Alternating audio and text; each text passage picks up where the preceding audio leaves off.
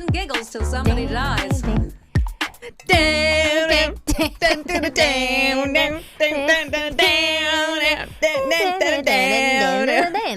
You have hair all in the front. Is it really bad? Gone over your earphones. I don't know what's going on. Okay, hold on. Welcome back, everyone. Hello. Anyone missed me? No, I'm kidding. I was gone last week. I missed you. Talia was great. Love Talia. Replaced, but by a wonderful woman. A wonderful woman. Okay, how's that, Rebecca? You look beautiful. Sorry, guys. Just had to sort out my hair. It doesn't look great either. Luckily, it's a radio show. Yeah, no one can see me, really. So I shouldn't just have laughed going to be at you. social media that's going to get some kind of like Lord Farquaad looking. Looking. I don't know why that really tickled me. It's just, yeah, I don't know. I just put my hair. I look a bit like, I feel like a fucking tortoise today. Should we play a game? Sorry, I just thought a bit about this. Wait, hold on. Welcome to Death of Funny Business. It's Tuesday at 5. I can feel Yasmin looking at me. It's me, Natasha Spencer-Levy, and Rebecca Briggs. Well, Becky Briggs in the studio today. And we have a wonderful guest for you this afternoon. From Experience Camps, Michelle Cove. She runs an organisation like camps for grieving children based out of the USA. Got lots of really, really sweet social media clips on TikTok. So freaking cute, man. Of these kids saying how old they are, their names, and then they go, my dad died from this, and I really miss him, and this is my opinion on grief. And it's really sweet. So, and they're also quite funny and very eloquent children. Really eloquent. I think they're more eloquent than us. than the kids of, I don't know. The kids of your. Kids of my time. Oh, yeah. They're like super... I think it's interesting. I was watching some of their TikToks and I was like, oh, you can already see that they've been given language, like from being in the camp, you can tell that they've been given language to describe grief and their feelings and stuff. Yeah, and they weren't... Like they were talking about like, you know, some things that make, like, keep, like, remind me of my dead parent or whatever. Like, and they weren't talking... and they weren't shying away from the topic. It was they were very open and normalizing grief, which we fucking love. We love to do that. That's the whole game. We love it. We love it. Let's just talk about dead things all the time. How's your 2 weeks been? I've been. I'm not gonna lie. I hate my body, not in a visual way. My body is just dying on me. I feel like I'm breaking down like a rusty car. So I'm having a flare-up of whatever the fuck I have. Can I oil you? Can you oil me? Just thinking of ways to save your life. Can you oil me? Yes. How can I help you? Can. You could oil me. Oil me up. I don't care. Oil me. No, okay, sorry, enough with that. Like people, someone's gonna take that now. Someone's gonna fucking snatch that off the internet and be like, delicious. Sorry, I don't know why I'm in a really sick mood. Anyway. No, be sick. I don't care. Be a perv. Disgusting. Brilliant. Talk to me. No, well, I mean, I've spoken about it before, but I kind of have like been in the last few months have been okay. I've been all right. Like I haven't really had a flare up of whatever. I'm still kind of slightly undiagnosed. I mean, they did diagnose me with fibromyalgia, but I'm not completely convinced. And neither are my blood tests. But it's just like a lot. So a lot of my therapy sessions at the moment have been me being like, it's the first time I've ever actually felt happy in my life. Like I actually feel like, which is the positive part, is that I actually feel very positive about my existence. I'm very excited about life, which is very strange. Like for most, thank you so much. Thank you. I mean, for most of my teenagedom and then on top of that, young adulthood, uni, I probably most of the time every other week would, wanted to die a little bit. But I think, sorry, just trigger warning there. It's not that deep. Yeah, it's the first time I've ever actually felt like really quite secure in myself and quite positive, even if it's just like I'm just working at my little muggle job and doing like I'm not not on the West stand or whatever, or like doing like, no, that's great. No, but like I think that's like I'm just like I feel very valid in my existence, but I'm like, woo, I want to live my life. But my body's like, no. Oh, you think you're happy? Okay, well, yeah, you are. Here's a load of health issues. And so I can't close my hands and my fucking knees feel like. So your brain is feeling good. My brain is pretty okay. But your body is having a bit of a crisis. Bit of a crisis. But yeah, I think it's like, it's this weird thing of like grieving my healthy body a little bit. Still don't really know what's going on. I'd really like to be pain free at some point. Yeah, that's scary. In so much pain all the time. Not knowing what's going on. I'm literally in so much pain all the time. It's crazy. I'm really sorry. Thanks, babe. No, it sucks, man. But I don't know what to do about it. Yeah, because you don't really think about it. If anybody who's listening is like, I will happily give this sweet, sweet girl some private health care for free. I would love that because God bless the NHS, but they doth be stumped. Yeah. Like every time I have an appointment with a rheumatologist who's like an arthritis doctor, it's like, yeah, I need to see you again. I can see you in 3 months. And I'm like, cool. And then obviously 3 months, he sees me and I'm like, he's like, how's the pain? And I'm like, well, actually, the day that you've seen me, I actually feel okay. And every other day that I don't see him.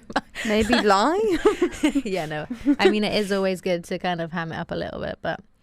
well, we need to fix you. But I'm glad your brain's feeling better. Yeah, my brain is feeling great, actually. I'm like... ready to don't laugh, I'm ready to fall in love. Oh, here we go again.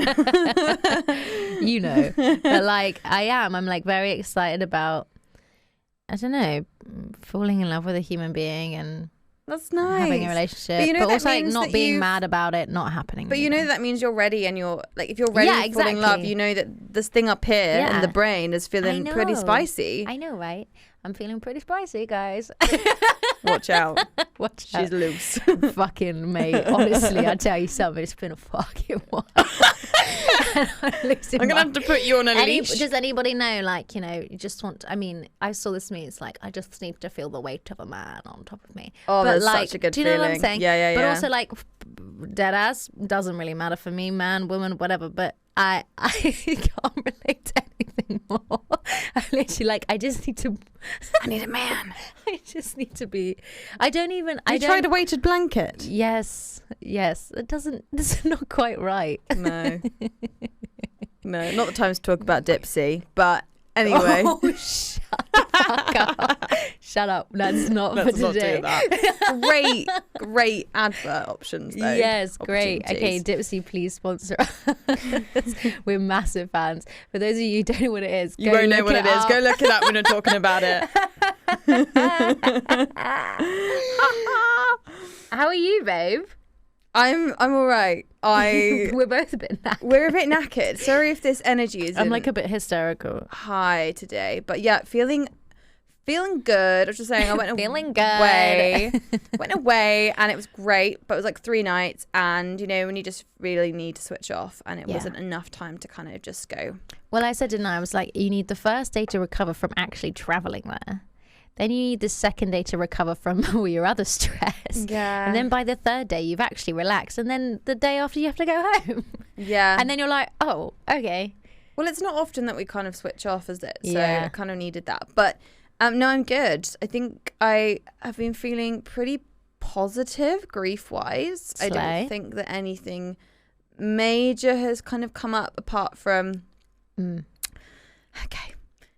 alcohol-induced. Oh, interesting. But I guess I got quite drunk, actually. Oh, yes. She said it quite quietly, just in case someone's listening. I was in such a good mood. I'll show you the video later. I was hammering. I was popping. Where is this? We're in Rhodes? No, sorry. We're actually just we're in a garden in the UK. Oh, all right. And I was... Yeah, but it's good weather for it. She's busting my busts. She's doing the Beyonce chest. Do I look like her? No. Having a great time, and then it kind of got to the end of the evening, and my boyfriend said, "Oh, like, can I show you something I've worked on this piano piece? He learnt Ludovico." Oh, I fucking love that. And I was just like, "Okay, I'm gonna listen." Sweet, what a sweet boy. Yeah, did you cry, mate? Did I cry? I was so emotional. But that song, I Know You'll Fuck You Up, guys. Oh, it was I Know You'll Fuck You Up. It was so, it made me, it hurt in my heart. Oh, God. And then it was really strange. As soon as he stopped playing, my mind went silent and I didn't think of Dad. But as soon as he started playing, it was as if there was this sort of movie montage of my childhood being played in my mind. You have this a lot, this like, what's the word? Extremes? No. Like this, movie? Yes, it's like apparition of like flashbacks. I do. Yeah. What's that about? Is that a thing? What is that called? Can I ask you a question, actually? No, here's the question. Yeah. Are you seeing it in front of you, like on a piece of paper, like physically, or are you seeing it in your head and you've like clocked out from the scene that's happening in real life? It's as if I'm watching TV.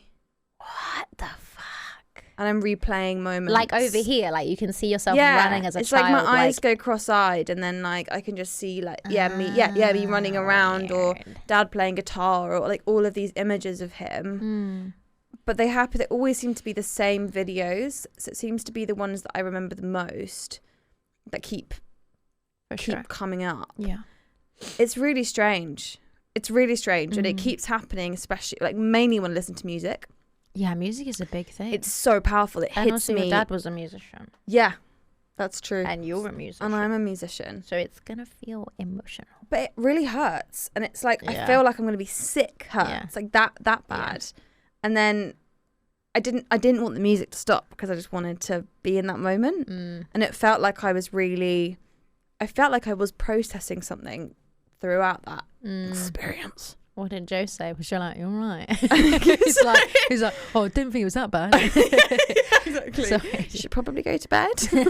A few too many wines. Should we hit the hay? No, he gave me a big old cuddle. Aww, I actually feel a bit bad because you know when I said that I got told he's been listening to the show. Yeah. And he said, why do you not bring up my name or who I am? That's funny because I feel like I've been censoring myself to not say his name, and then I just panicked and said his name just then, and I thought, oh God, I've said his name. No, it's fine. I think it's when I told the story about someone really looking out for me when I was being a bit dramatic and kind of needed a bit of a slap in the face. Yeah. It was. And I said the way that he handled it was really, really great, and I didn't think to mention who that was. Yeah, because I just assumed it was like a best friend or something. But I guess Joe. It would be actually really well. I want to get him on the show because I think it'd be really interesting. No, it would be really interesting to chat to him about like what it's like from the other perspective in like a relationship, especially from like a male point of view. Oh yeah, for sure. And also his dad. And his dad's dead. Yeah, his dad's dead. His dad's dead. So like, he gets it. Yeah. It'd be interesting to kind of hear his perspective live. Of like what he thinks of you. He's like, maybe. And you're like, so when I have these episodes, what do you actually think? And he's like, well, I find it quite scary and she kind of freaks me out, but I guess I like her a lot and she's really pretty. And you're like, okay. Well, I'm just thinking we always talk about it from the perspective of the person who has lost someone, but we never really talk about it from a friend's point of view or a partner's point of view. Oh, yeah, for sure. And I know that he's gone through it, but that gives it another that's really interesting dynamic. Well, what would you say about him? Like when on that note, what would you say about how he grieves? Yeah, very differently to me. How does he grieve? I think it's more internal. I think he's a boy. He's a boy. He's a boy. I think that I don't know. Oh, I need to think about that one before I answer. Well, we need to give him a chance to also think about that. So I don't think, but I think it'd be interesting. So no, that would be interesting. If you're listening, babes, the boyfriend episode. If you're listening. Okay, so I've got how long to find a man or a woman? We'll put this in 5 weeks. Give it 5 weeks. 2026. Shut up. God damn it, no, joking. Please. There's also perks to being single. No, oh my God. Like, don't get me wrong. And there is not one day when I'm like not like, thank God and have to deal with another human being. Your producer, yes, it's nodding so hard. Yeah, Yaz is She an advocate fucking- for single she's ladies. I think it was just your single anniversary, wasn't it, darling? Woo! Woo, love it. Yes, well done, Yasmin. I actually remember grieving was better when I was single in a way. Oh God, that sounded wrong. That's not what I meant. It was. I get it. It was different because I didn't have anyone to rely on. So I put more focus into my friends. So I felt like they were my real rocks through like when I was having my sad moments. Your sad times. But also I had to just learn to work on myself on my own. And I think when you have a partner, you've got a lot more to, I don't know, juggle, lean on. Yeah, no, but you also, like, responsibility then almost kind of lands on your partner. Well, and you share it with them. And also then you have their issues and you're trying to juggle both at the same time. Well, my big philosophy is that we shouldn't be monogamous. Yes. Polyamory. Is that what you were going to say? No, that's not what I was going to say. I couldn't do that. I don't have enough concentration to do more than one at once. You'd be like, who are you again? I'd be like, sorry, what's happening? Who said I'm what? just really distracted by what's going on over there. No, my my philosophy is that we look after ourselves. I look after myself so that I can look after you. It's like I have the responsibility of looking after myself and taking care of myself so that if in need, I can be there for you. So if we don't take care of ourselves and say someone dies or whatever, we have to take care of ourselves. And whatever that means is like, if you need to take time, then you take time. We have to fill up our own cup and yeah, man. Before we drown. Before we drown in our own cup. Before we can spread the love. Yeah, man. Like, it's so true. You can only give love if you have love and energy within yourself. Yeah. There goes the How cheesy you gonna quote. love? I love them. How you gonna love somebody else if you can't love yourself? That's Wait. the one. If you can't love yourself, how can you love it? That's RuPaul's Drag Race thing. Is it? Yeah, but I can't. I'm really embarrassed that I don't know that because I'm a big fan. But yeah. That was quite beautiful. I think that was a nice moment we've just shared. I agree. We're going to go to the break. Really? Yeah. Okay. I'm done with you. Okay. Joking. We'll be joined with Michelle Cove from Experience Camps after the break. Bye. Bye. We are joined with Michelle Cove from Experience Camps. Hello, Michelle. Hi. Thanks for joining us. How are you doing today? And where are you in the world? I'm calling from right outside of Boston, Massachusetts, and doing very well today. Ooh, Boston, Massachusetts. We've never had Boston, Massachusetts before. I don't think we have we? No. We're making our way around the globe. Yeah, very exciting. So we're going to dive in. Tell us about Experience Camps for anyone who hasn't heard of this before, and where do you host these camps?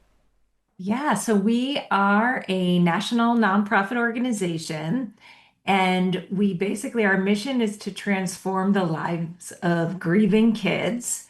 And we do it through joy and through play. So we host free 1-week camps, sleepaway camps for kids around the United States. We'll be serving about 1,600 kids this summer, and we've been doing it since 2009. Wow. That's amazing. That's a lot of kids. I know. It's like a lot of kids. A lot of children. A lot of grieving kids. Yes. Yeah, what an incredible resource. That's so impressive. We checked out your social media earlier, and we're looking at the kids. We're just saying how they're talking about death so naturally. Yeah. The way that they introduce themselves and they're very matter of fact about it. Is that what do these camps look like? Are you discussing kind of how we should be talking about grief as a young child? Absolutely. So it's one of our huge missions for the organization is to get people to actually speak about grief, this thing that's going to happen to every single one of us. Mm-hmm. And we just suck at it, as you guys know, like we're really, really bad at it. And so one of the great joys of going to these camps is my job is to put a microphone to these kids who want to share what they've learned. They've all had the death of a parent or sibling, so very close up to grief, and they want to talk about it. We all often get asked how we get them to speak on social media, and they want to. They are tired of being the weird ones who don't get to talk about it. And so for them, who knows better than them and who's a better expert on how to open up about grief and support them than they themselves. And so, hello, it's me, Tash. Sorry, I didn't really say hello. Hi. Hi, how are you doing? Good. But yeah, I was just wondering, what kind of activities do the children do, and like, what does a day look like for a child at one of the experience camps? Yeah, so I think people somehow picture that we're a bunch of like grieving kids in a field just sitting quietly and weeping. And actually, it looks very much like camp, like you would see in the movies or on TV. Most of the day is really spent being silly, being really goofy, doing talent shows, swimming in the lake, doing all sorts of like sports and arts events. And then there is a period of time each day where the kids do a specific grief activity. Again, it's maybe 40 minutes of the whole day, and that could be an art project, a sharing circle, something where they're really learning to navigate their feelings and get a chance to openly talk about their person who died.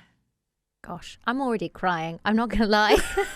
It's pretty great. It's really great. And you know what? I think as someone who lost their parent young, like I was 7 when my mum died, I always kind of, this sounds so silly, I always kind of like imagined a scenario like this where I was like, ooh, there'll be some kind of magic camp place where I'll go and be in the forest, and then we be with people who understand you. Yeah, it's crazy. But yeah, that's making me emotional already.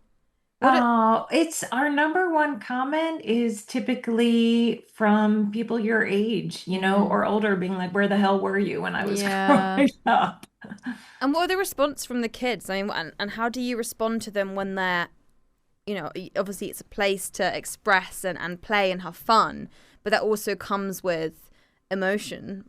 How do you deal with that, and what would you consider as the right way to respond to a child that's grieving? Because obviously that's going to look maybe slightly different to if we're speaking to an adult who's going through grief.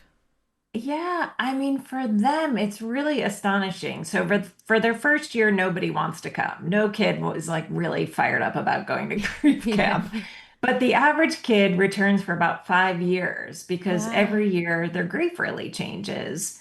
So even though they're so nervous getting on that bus, by the time they get off the bus within 30 minutes, you can see their shoulders just come down from their ears. Just the relief of being with other kids who get it like them. All year long, they're the weirdo at school. Nobody understands. A lot of them are bullied because of their grief. And suddenly they're just with 100 kids who firsthand know exactly what they're experiencing. And so for them, there is not only the play and joy of getting to be a kid, but there is just the extraordinary relief of not having to explain themselves. So it's not hard to get them to talk about it. They want to talk about it. Michelle, you've really got Tasha going. No, this is great. Come volunteer with us. Oh God! Oh yeah, I would love to do that. Actually, bye. Ladies, I'll totally come and do that. But it's like as a friend of Tasha's, I know we've known each other since we were really young, and I kind of knew her when her mum died. And I, as a friend, didn't understand what was going on with Tasha. And listening to you talk about how much you wish that you'd had something like this. No wonder you're getting emotional. Yeah, man, that's rough. What's in your mind right now? I think just like the concept. Sorry, I really am quite crying, but just the concept that like other like everyone's weird. Like they're all weird. Like you are the weird one because people don't get it, and like yeah. That's just very lovely. Oh, thanks. Like, no, seriously, it's like really so vital that kids are told that like it's not them. Because I feel like you just grow up so quickly. You're kind of forced into this like upward trajectory of like adulthood very quickly, whether you like are for like whether you don't like. I'm sure like even in a scenario where your second parent is amazing and really helpful and you've got a support system around you, you just feel like so grown up so quickly. You've had to deal with this thing and just everything becomes very real very quickly. So I think the concept of like being allowed to be a child for a week away from other adults and away from responsibilities and being looked after is just very lovely. And you know firsthand there's so much caretaking of other people, for sure, right? When you're a kid, whether it's the parent who's left, the other sibling, and even people coming up to you and just saying really stupid and stupid things all the time, and suddenly you don't want to make them feel bad. So you have to decide how to, like, you're just constantly in caretaking mode. And so to just get a break from that, I think is part of the magic. And witnessing these kids, you know, playing with their friends and grieving, have you learned something from them that you kind of, I feel like I'm always learning things from kids. I'm thinking, what did you just say? Yeah, I mean, we're constantly learning. I've been through grief twice myself, Yes. both my parents, and I'm still learning all the time. But one of the biggest surprises to me was my first summer. I volunteered to take a camera around and just interview them. And when I asked them, what's the worst thing that people say to you? Like, if you could get rid of one reaction, the thing they said over and over and over is, I'm sorry for your loss. And I was like, but that's all we have. Like, we don't have anything. That's what we're all taught to say. That's the good thing. And, you know, the learning is there's nothing you can really say that's good. You know, what you can do is show up for them. So these kids often, nobody will come over after school and say, hey, do you want to hang out, or do you want to play, or do you want to do something with me? Instead, they say, you know, that kid probably wants to be like left alone because they're sad. They don't want to be left alone. They want to be invited to things. And so I think just giving them the microphone to talk about that alone, that the best thing you can do is don't worry about the saying something, show up and invite them to take part. For sure. I think that's also relevant in even adults. Well, I was just going to say, like, a huge part of my experience as a child growing up where we did, and the parents actually were worse than the kids. Like, the amount of I won't name names, Rebecca, but the amount of mums who who actually asked my dad not to, like, they didn't want to play with Tash and Tabby anymore because we don't want them playing with it. We don't want them to tell so and so that their mums died, which I think is wild. And so they literally just, like, people who were friends with my mum, like adults, grown ass adults who you know. Shocking. It's crazy. And like, if you look at the stats, like in the US alone, over 6 million kids are going to experience the death of an immediate family member by the time they're 18. You know, this is not a small amount of kids. And like, what are we doing? What are we teaching? It's just, I'm so sorry that happened to you. And it's so common. Yeah, it is. And I think it's really intelligent for us to be kind of educating children, because actually it kind of works from the ground up in a way. I suppose you kind of get these kids who are very as I was saying to Becky earlier, I really felt that the children, especially on TikTok and all of that we were looking at from your page, they were very eloquent, and it felt like they had all these tools and this language that they then could navigate their own feelings. And I think that bringing that home to their own parents is just so invaluable. I always think about, there was a teen girl a couple years ago, and I was filming her, and she was talking about how her parents divorced after her sibling died, which is really common. You know, it's so much to hold. And she was crying during the interview, and I just, you know, as a mom, I hit pause and said, we can not do this. We could take a break. Like, you're in control here. You tell me what you want to do. And she said, keep the camera rolling. This is my one time a year where I get to just talk about this freely. And that was really important to her, the agency to get to tell her own story with or without the tears. And that's common too, of I want to share my story. It's a really good point, actually. Because when do you have the space to do that? I mean, that was part of reasons for setting the show up, was to tell the story so that other people could also feel like they could share. But when do you get the chance to talk about it when no one else around you wants to talk about it? And also, like, with children as well, I think there's like a level of like you said, the weirdness thing. It's like when you do open your mouth and you say it, nobody else is laughing. And no one gets it. No one understands it. So what do you think, Michelle, the education system should look like? I know we're in different countries, but what can parents and teachers and people do to support these kids? Yeah, I mean, there's so much, there's tiny things teachers can do, like instead of making everyone do a Mother's Day, holiday card in class, like just being thoughtful around who in that classroom doesn't have somebody to make the project for. That's like a small thing. One thing that we did when we realized we're never going to reach there's these 6 million kids in the States, plus, worldwide, this is obviously such a huge issue. How do we get to these kids? Because 1,600 is great, but how do we get to the bigger number? And one thing we created recently was a site called Grief Sucks. And it's a digital space for teens. And it's teens talking to teens. We made it with them, those who have been grieving. And it's funny, and it's pop culture, and it's mainstream. And anybody in any school system who knows grieving kids can just send them there. Just say there's this free resource. You don't have to do anything. Wow. And you're going to get to be with your kids in a space who know what you're going through. God, that's so good. That's so good. Yeah. I wonder, Michelle, we read a little bit about your own experience with grief, and I mean, losing a parent. It was a parent, wasn't it? You lost a parent at 18. Yeah, my dad died. I was actually I was 20. I was a sophomore in college, and I got a phone call that he had been hit by a drunk driver. He was in his late 40s, and it actually made no sense to me. I just immediately went into shock. I guess I was functioning, but I don't remember the next 24 hours. And that was my first experience with grief. There was no lead up. It was just one of the people I was closest to. And so I remember for a long time thinking that has to be the worst way to experience a death, is somebody just suddenly not here, no goodbye, nothing.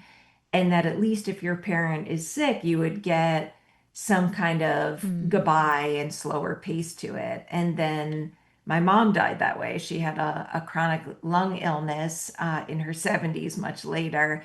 And I got to say goodbye to her. And what I learned is like, that sucks too. They all suck. And like, I had to say goodbye to her, but in some ways it was long and drawn out, and I was missing her before I was missing her. And it doesn't matter how, they all suck. That's what I took away from that. But it did put me in this position, like you're in this position, to be able to have these conversations and host them and be able to talk about this. Yeah, that's so... It just sucks, doesn't it? There's not really anything. Sucks. It just sucks. But what you're doing, you're providing the resources and you're helping these kids, and it's really beautiful to see. And I can see Tasha's really touched by it. So no, that's the whole point. I don't apologize. That is the point. This is the whole point of it, and I'm just really happy that these kids, that you can help them out, and it does make a difference. Yeah. Thank you. And also, I'll say to you guys, like, the humor piece is one of our biggest pieces, and I know how important it is to you, but like, we laugh all the time. I think people are like surprised by that, but we could have a whole conversation all day long about like, where did you burst out in tears publicly? Whether it was like the local pharmacy or in the car or in the movie theater. I mean, we all are part of this club nobody wants to be in. Exactly. And we at least get to have a reverent dark humor around it. And it's a saving grace. And it's something that we get to do for ourselves. Yeah. I think as well, like, especially as a child, I felt like my mum dying is the reason I have a good sense of humor. I became so cynical, but like as a 7-year-old, I was like, the world is burning and it doesn't matter. And everyone was like, this child's funny. And I was like, no, I'm just sad. Like, I'm just a disaster, thank you. No, it's literally true. Oh my goodness. Yeah. Oh, wow. Thank you so much, Michelle. I think we'll end it on that high. Really, really appreciate you. You coming to chat to us, and I'm gonna keep watching those cute videos. And Natasha's coming over. So Yeah, reach out to me after about volunteering. I will. That sounds amazing. Thank you so much, Michelle. My pleasure. Thank Thanks for you. having me. Have a nice Have a rest good of your one. day, and everyone else. See you after the break. Quite a lot has happened in the last 3 minutes. Our producer Kieran told us that he'd fallen off the chair. He broke broke the a chair, chair, and it blinged back in his And then face. got assaulted by the same chair that he broke. So we're kind of howling over that. And then Becky decided Meanwhile, I'm then crying. You're crying. Kieran brings in a box of cashews. We really have the giggles. And then Becky's like, here, do some breathing exercises with me. It goes right in for 4, hold, and then she goes, and then Becky and I get So yeah, that one. It's because I was laughing when I was trying to do my breath work with you. Okay. Do you feel better for the breath work? No, I feel like I couldn't breathe because I was laughing so hard. You can see it. Oh, holy moly. How are you feeling after? I'm okay. After that? Do you know what it is? Becky? I'm just Traumatized. Yeah. No, my inner child is very she's sensitive, and I don't know. There's a level of like it is truly just like a thing of being so happy that this is happening for other children, and also being fucking jealous. Yeah. But like, yeah, no, I just think sometimes Reminder. Yeah, and I think my therapist said this to me the other day. She was like, you know, you're not that weird. I think I said this the other day on the talked pod. about this. Yeah. And she's like, you know, you're not that weird. And I'm like, I'm so weird. Shut the fuck up. And I think Michelle just hit it right on the head, which is like, it's not necessarily that I am weird, but like my whole life I felt other. Like for a reason I couldn't really explain. And like even now I can't really comprehend this concept. I don't know whether that's just me, but like it's a really weird feeling of like, oh, I'm exactly the same as everyone else. Like me and you go to the same school. We live in a nice place. We have good food. We get shelter. We have good parents. We have the same lessons. We have the same teachers. We have the same friends. We literally like parallel lives, right? The only difference is that my mum died. And it's so, it makes,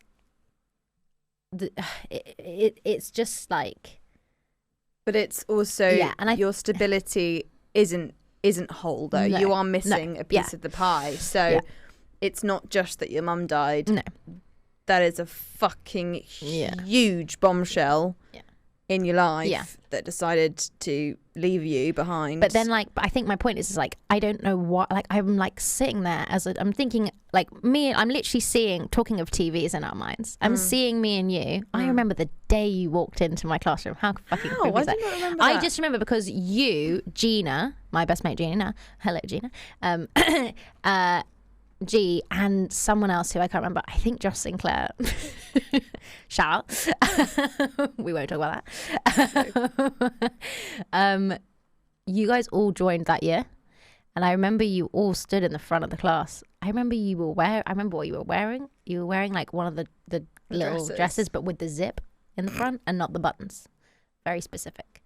Becky wore the zips and not the buttons. You Crazy did. how you remember I that. know, weird. But anyway, my point is that like I was just thinking about like Michelle was saying about being weird and being other and I'm like, oh god, yeah, fuck yeah, that's exactly what it is. Like, oh, I want to be sick a bit, like, because it's that to a T. Like, and you don't understand what's going on either. Yeah, like, and also still... like I couldn't, even though we were sitting next to each other in class and we were having the same experience. I was also just I've always felt my entire life like I'm trying to reach for something that like other people are having that I don't understand, and I'm like, why aren't we the same? Like, why can't we be the same? We look the same, we're standing in the same place, we're having the same lessons, we're doing all the same things. Why are we not the same? And I think it's literally just that. It's you like put that really, really well, though. That makes me also very sad. Yeah. And I literally was just thinking about me, you. I remember our school table. Me, you, Imi, Louisa, Emma, and Charlotte. And that's not even. No, because me and you used to sit next to each other. I think that is even. Yeah, no, that was it. Imi and Louisa used to sit next to each other, and then Charlotte and Emma, and then me and you. And my memory is you going, "Shut up." Why? I don't know.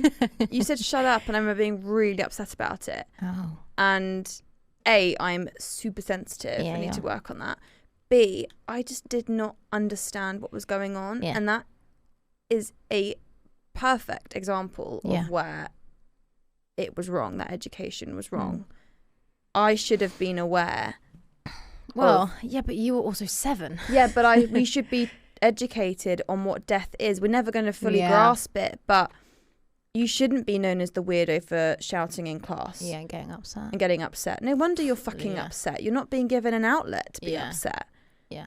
But we're not going to understand just being that. overwhelmed with trying to have relationships with other people. Of course. And like friendships. Of course. How? And then being a foot shorter than everybody else.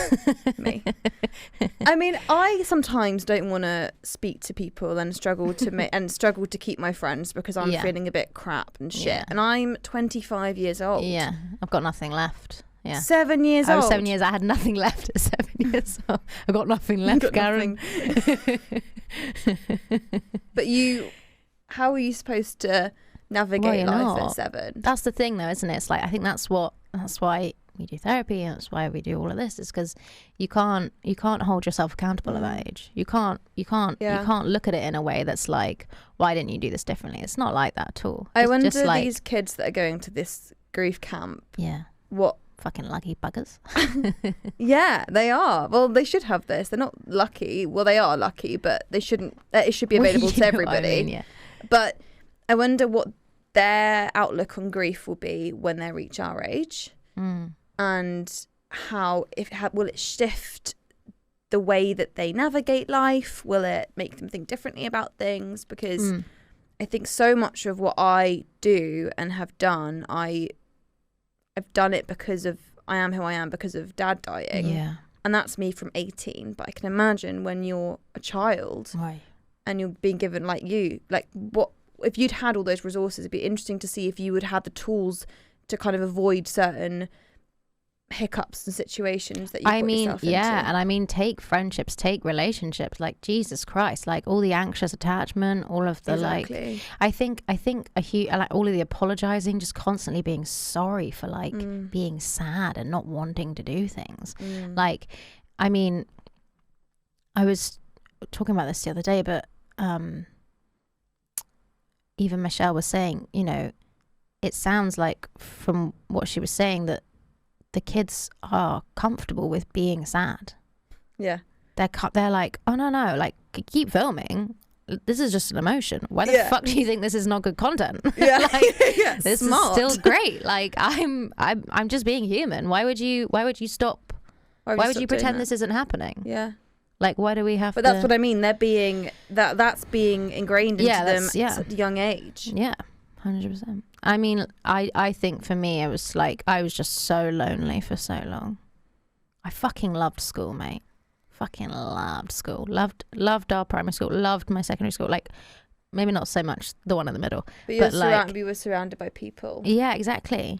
Genuinely, it was just like, I was surrounded by people who I didn't have to worry about being sad. I didn't have to worry about Dad being sad. I didn't have to worry about Tabs, who was such a baby. Like, what can I do? I'm 7 and I'm like, I need to fix this. How do I make this better? Everyone's really sad. How do I make this better? You can't. So you're at school and you're like, oh, this is lovely. Yeah, I don't need no responsibility here. Everyone's telling me where to go and what to do and what time to do it. Wonderful. And then when I don't do it because I'm in a mood, they're like, Tash, get out. I'm like, no. But they can't really send me away. I mean, I nearly got kicked out once, but well, you shouldn't. I don't think you should be kicked out for grieving, to be honest. True. That's cray. No, but yeah, it's a weird one. Just very emotional. It just Yeah. feels very close to home, kind of being confronted with the fact that, like, you are just lonely. Doesn't really matter. Because if you're the only one in the class of 30 in the school. You were the only one, Yeah. weren't you? Yeah, pretty much. No, Charlie's dad.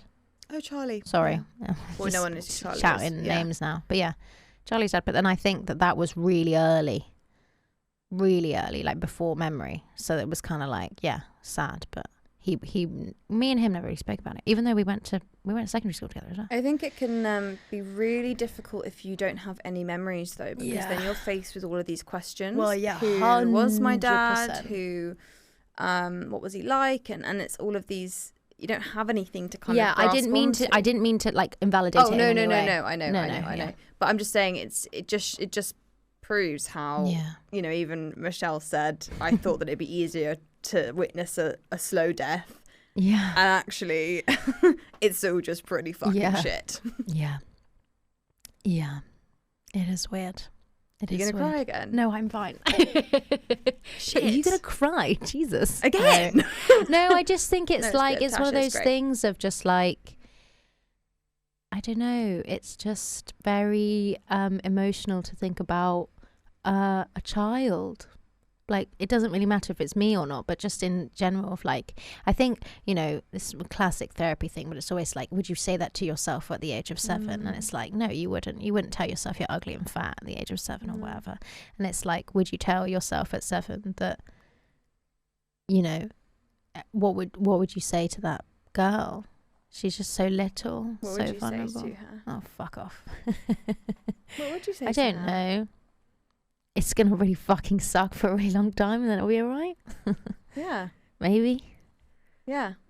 Like, you're capable of taking this into your own hands and helping yourself, and like, but then again, You're not responsible though no. as well. Oh, 100%. I think, funnily enough, like weirdly enough, I think I always knew I wasn't responsible, and I think that was a problem for me.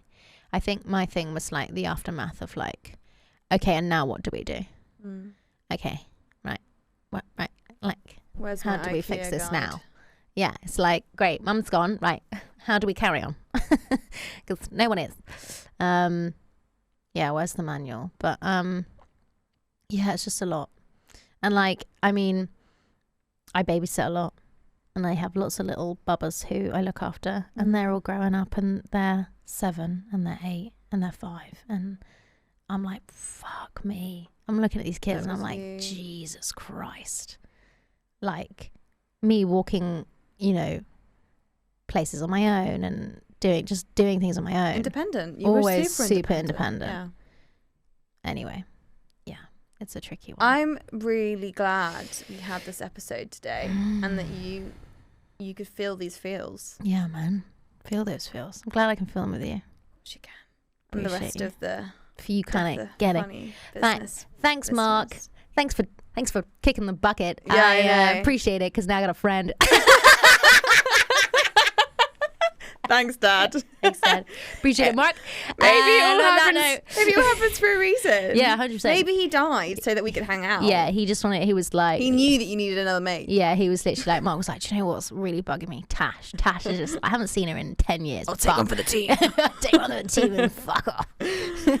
Love you all, lovely listeners. Yeah, have See the you best week. next week. I love you, Becky. Love you. Thanks, Caroline, as well. Bye. Bye. Caroline Michelle. FUBAR Radio.